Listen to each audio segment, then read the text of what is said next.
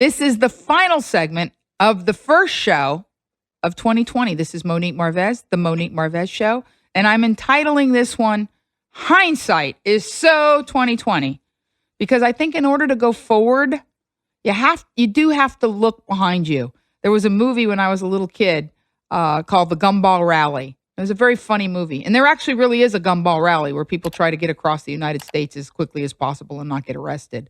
And I got to imagine with the cars, like, I'm surprised the Fast and the Furious hasn't done a gumball rally episode. But the long and the short of it is one of the funniest scenes in the movie is when a guy gets in a car, I'm pretty sure it's a Ferrari, and he rips the rearview mirror out and throws it and says, the first rule of Italian driving, if what is behind you does not matter. It's hilarious. Of course, I'm very easily amused, and I was more so in the 70s, but let's move on. First of all, take one little minute and look back at the last 20 years. Now, if you're a Gen Zer, which I'm blessed to have a lot of Gen Zers that listen to me, and you were not born or quite tiny, all right, fine, great. But the vast majority of people, it was so peculiar because we kept hearing in 1999 about Y2K, and every place you went, they had like giant champagne bottles in the aisle of, Gelson's or Vaughn's or Pavilion. Anywhere you went, the clock in 1999 was pervasive. It was just like, tick, tick, tick, tick, tick, like, what's going to happen in 2000, And Prince had a song, 2000, party over. We're missing him. He didn't make it to 2020. But my point is, we were very aware of time. And then 9/11 happened, 1 year into the new millennium. And it seems like the last 19 years have been like a blur. And interestingly enough, in the early 2000s, where we had decades, the 60s had a very specific personality. The 70s had a very specific personality. The 80s, Lord knows we worship the 80s these days. And now we're even looking back at the 90s. And I saw a really interesting point. I saw a very interesting point on Facebook that said that 2050 is the same distance from us as 1990. And that blew my mind. Let me say that again. The distance between today and 1990, which is when I started comedy, May 31st, 2020 will be 30 years since I started open micing. And by the time I'm 30 more years into the game, 2050, I'm going to be just a bit shy of Betty White Hood. But I'll still be here, and I'll still be funny. I promise. I've decided. So let's talk about mental organization. Because as they say in AA, the definition of insanity is doing the same thing over and over and expecting a different result. So, okay, 2001 through 2010, it was blurry for us. I'm just going to say us. 2010 till now, I actually saw a lot of changes in my life. There was a maturity and a wisdom, sort of like getting the ingredients together for me, for my destiny, for what I want to do. Because I've always jokingly said I would rather be an influential role model who still looks good on camera than the new kid on the block. I'd rather be time-tested and trusted than an unknown entity. And I am now a very much known and respected entity in my chosen field of endeavor. I'm very proud to say that I'm getting a lot of good gigs as a stand-up comedian / writer / host performer. But it's not an accident. It's because 30 years ago, when I was an open micer, I made some decisions that comedy was going to be a priority. And my first set of headshots I took with a guy named Bob Lasky in Miami.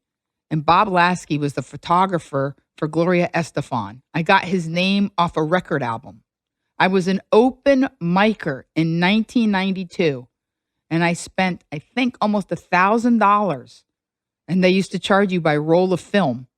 That's how headshot photographers charged you back in the day. Like we'll shoot a roll, And I changed my clothes 3 times in that one roll of film. And I still have the promo pictures. And I'm not going to lie to you, they're pretty fabulous. And there was a company called TurboScan. And you would send the negative with a release form from the photographer to TurboScan in Orlando, Florida.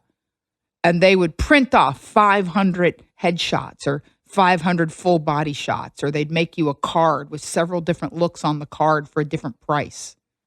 And because I was a road comic, I would always go to the TurboScan and pick up my pictures myself, not just to save the postage, but there was something fun about going there and seeing everybody's pictures up on the wall. And as a matter of fact, as a sidebar, I have, because we worked together at a station called Whammy in Miami, because he's from Titusville, I have Daniel Tosh's TurboScan headshot from the 90s that says DT Tosh, and he has a fade. I don't think he knows that I have that. But think about the world we live in now.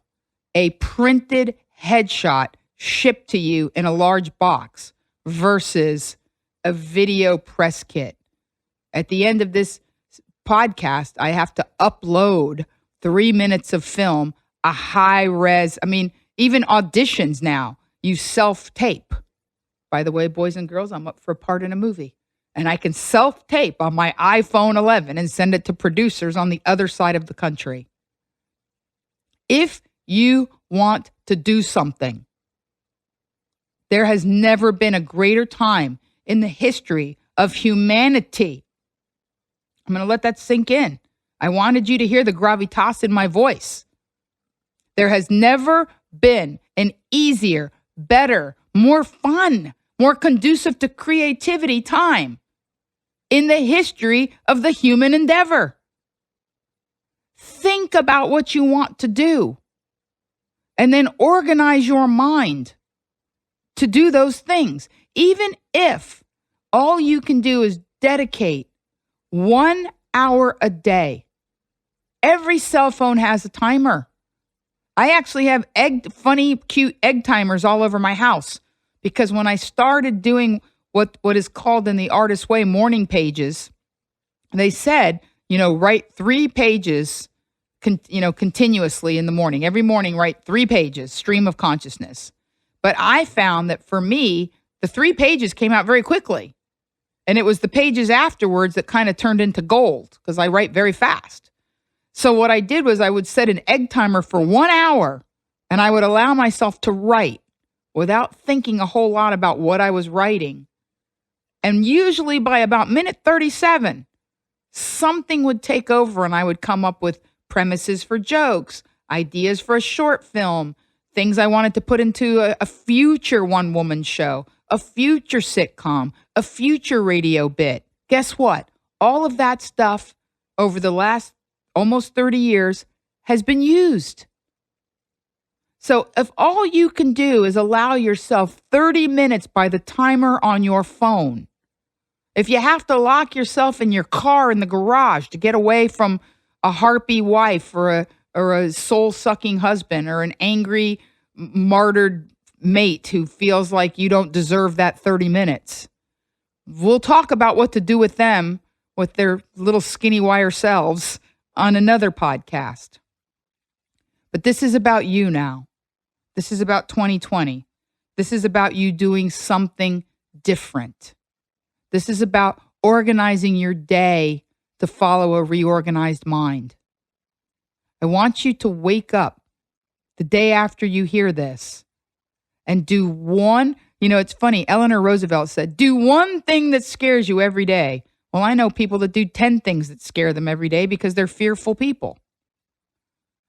That's to me, that's not like, I know that's not what she meant. She meant challenge yourself. She meant step out of your comfort zone. I get that.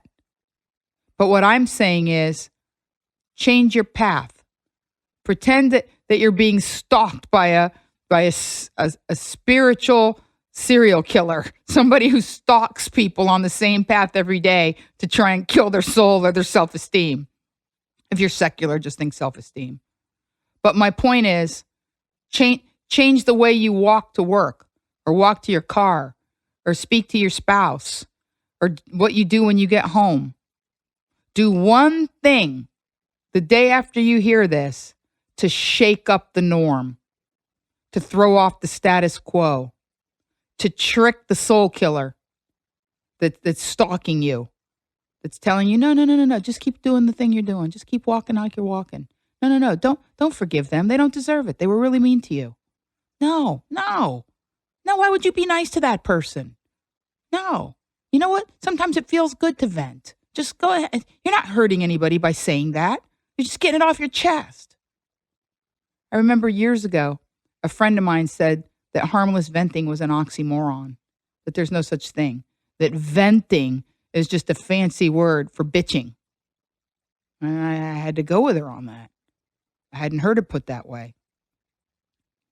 Please do one thing different, because once you kind of break the cycle, the norm, the path, the route you always take from the time you get out of bed and put your feet on the floor till the time you pull them up and get back in your bed, maybe the last thing you do is look at your phone and read your emails.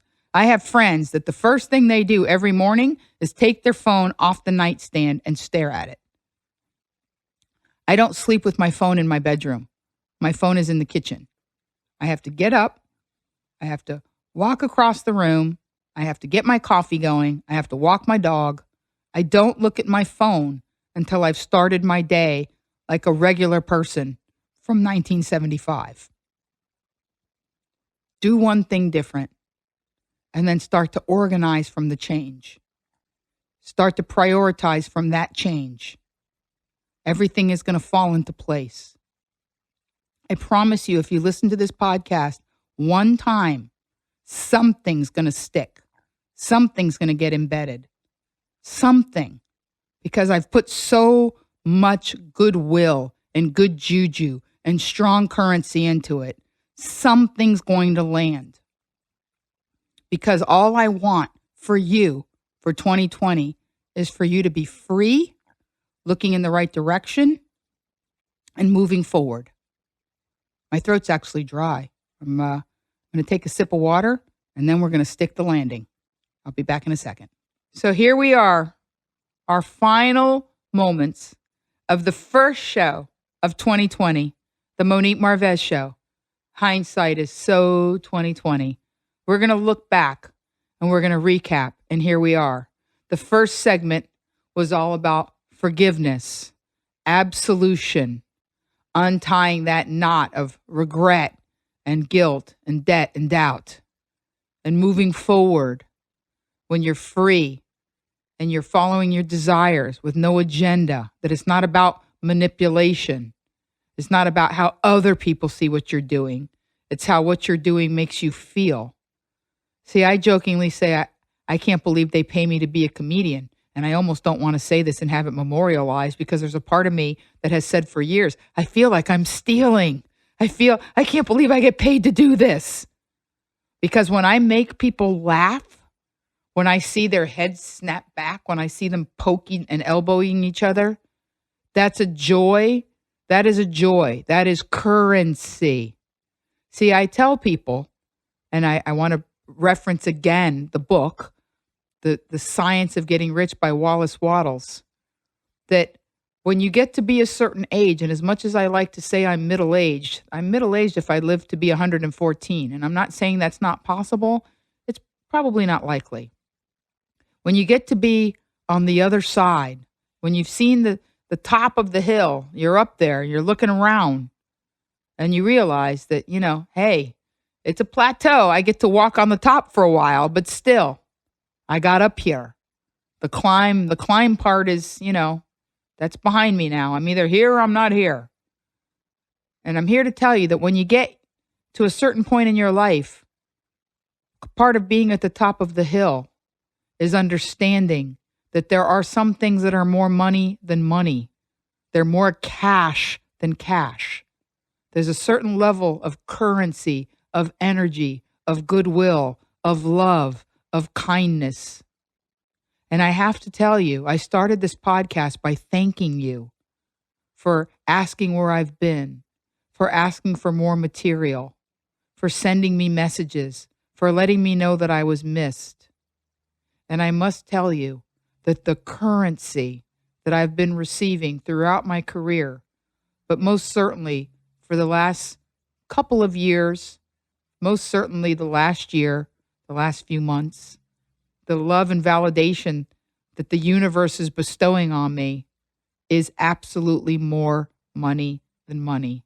I feel as if I've been fabulously overpaid for everything, and my material and financial debt means nothing, because I know that if I continue on this path in the direction that I'm going, following my desires, with all of the work that's coming in and all of the opportunities that are flowing my way, it is inevitable. When you are on your path, on your game, at the highest level of wattage that your wire can handle, it is inevitable, it is inevitable that you will have currency, you will have a rich life. And if you move forward in the way I'm recommending, dare I say, 2020 is going to be money, cash. All righty.